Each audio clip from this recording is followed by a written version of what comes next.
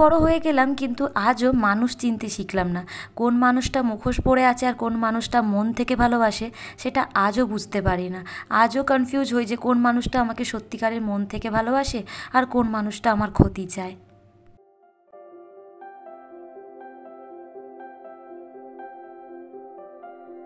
Good evening বন্ধুরা, আমার নতুন একটা ব্লগে তোমাদের সবাইকে অনেক অনেক স্বাগত।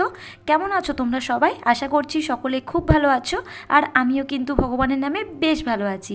তো আজকে ব্লগটা এখান থেকে স্টার্ট করলাম, অনুরোধ রইল পুরো ব্লগটা দেখার। আশা করছি তোমাদের কিন্তু ভালোও লাগবে।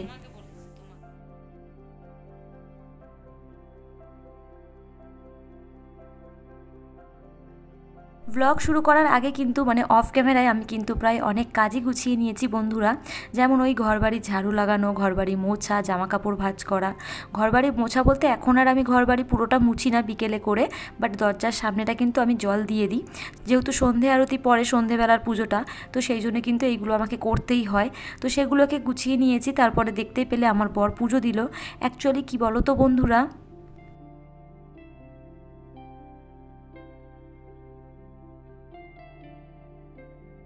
সন্ধ্যের পুজোটা কিন্তু ওই দেয় আগাগড়ায়। আগাগড়ায় বলতে কি বলো তো বন্ধুরা, যবে থেকে ভোলা বাবাকে তারকেশ্বর থেকে নিয়ে আসা হয়েছে তবে থেকে কিন্তু সন্ধ্যের পুজোটা আমার বরই দেয়, আর সকালবেলার পুজোটা আমি দিই আর কি। তো এই বাড়িতে আসার পর থেকে না আমিই কদিন দিচ্ছিলাম সন্ধ্যের পুজোটা। তো ও বললো তুমি দেওয়ার জন্য কিন্তু আমার পুজো দেওয়াটা পুরোপুরি বন্ধ হয়ে যাচ্ছে। তো ওর যেহেতু যেটা ভালো লাগছে না, সেহেতু প্রথম থেকে ওই যেহেতু সন্ধ্যেবেলা করে পুজোটা দেয়, তো সেই জন্য আমি বললাম না থাক, সন্ধ্যের পুজোটা তুমিই দিও। তো যাই হোক, আমি আমার কাজগুলো গুছিয়ে নিই আর ও সন্ধ্যের পুজোটা দিয়ে দেয়।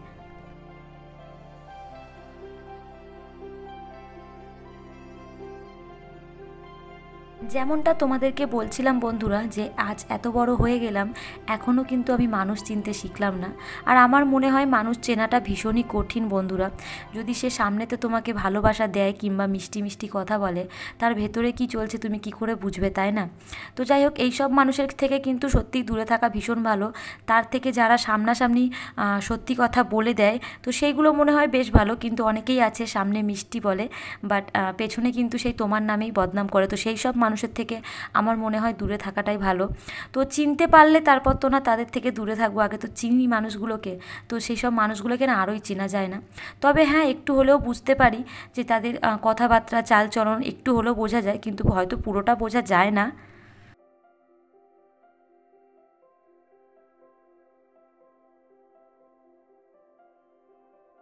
আর আজকাল দুনিয়ায় এইসব মানুষই কিন্তু বেশি পাবে তোমরা, ভালো মানুষ ভীষণই কম।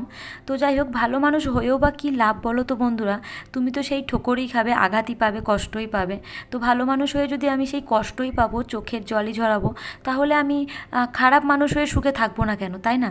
তো যাই হোক, আজকাল দুনিয়াতে মানুষ চেনা সত্যি ভীষণই কঠিন। তবুও যতই একা থাকবে তত কিন্তু বেশ ভালো। যতই দুনিয়ার সঙ্গে থাকবে তত আমার মনে হয় কি বলবো, ঠোকর পাবে, কষ্ট পাবে, এরকম টাইপের। কিন্তু একা থাকাটাই বেশ ভালো।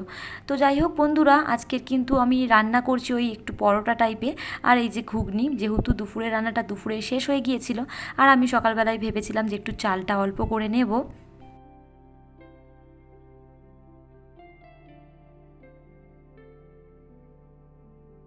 যে ডিনারটা যেন এরকমই হয়, যে পরোটা আর ঘুগনিটা হয়, আর ভাত ফাত যেন না থাকে।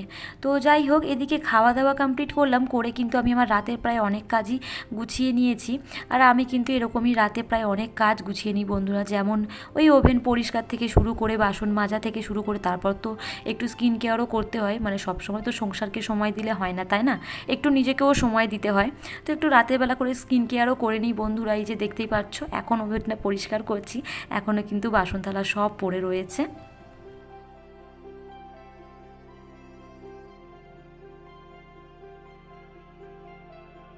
তাই জন্য চেষ্টা করি হাজার হাজার মানুষের থেকে দূরে থাকার, একদম একা থাকার চেষ্টা করি। যত একা থাকবে ততই কিন্তু জীবনে শান্তি থাকবে।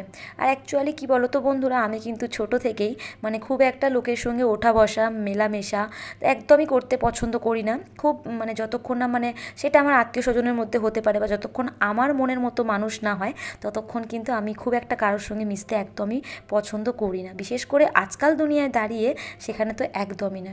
যতটা পারি একা থাকি, তারপর নতুন কিছু শেখার চেষ্টা করি, জানার চেষ্টা করি যেগুলো আমি জানি না। আর শেখার তো কোনো বয়স হয় না, তাই না বন্ধুরা বলো? তো এইগুলোই করে এভাবেই দিন কেটে যায়, কিন্তু কোনো মানুষের সঙ্গে ওঠা বসা মেলামেশা বা এইগুলো একদমই আমি আগাগোড়াই পছন্দ করি না।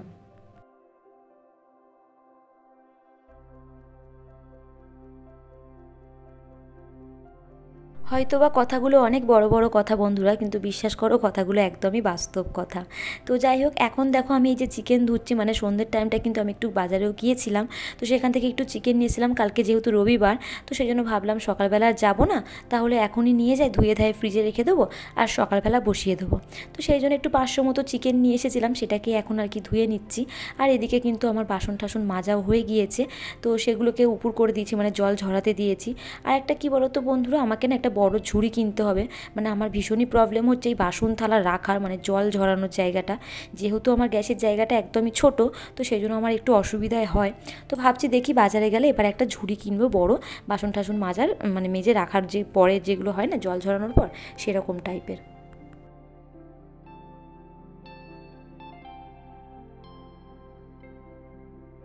আপাতত আমি এই গ্যাসের পাশেই সমস্ত কিছু উপর করে রাখি, কিন্তু কি বলতো সত্যিই আমার অসুবিধা হয়। তো দেখি কবে কিনি। তো যাই হোক, নতুন কোনো বন্ধুরা আমার ব্লগটা প্রথমবার দেখে থাকলে অবশ্যই চ্যানেলটিকে সাবস্ক্রাইব করে আমার পরিবারে কিন্তু একজন সদস্য হয়ে যেও বন্ধুরা। তো যাই হোক, এই যে বাসন থালাগুলোকে উপর করে দিয়েছি, আর এখন কিন্তু রান্নাঘরটাকে একটুখানি ক্লিন করে নিচ্ছি, মানে একটু মুছে নিচ্ছি। ব্যাস, আমার রান্নাঘর কিন্তু পুরোপুরি পরিষ্কার। এরপর আমি একটু স্কিন কেয়ার করব বন্ধুরা।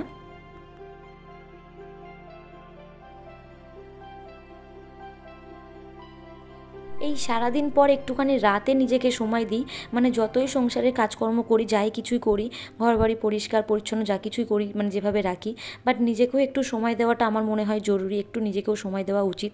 তো যাই হোক, আমি একটু রাতের বেলা করেই একটুখানি বরফ আর একটু মাখি, আর একটুখানি দই মাখি, এইটুকুই ব্যাস, আর তো কিছু করি না তেমন। বাট তবুও এইটুকুই দিই নিজের জন্য, একটু নিজেকে নিয়েও ভাবা উচিত। তো যাই হোক, এই যে এখন আপাতত মুখ টুকগুলোকে ফ্রেশ করব, করে চুল টুলগুলোকে বাঁধবো।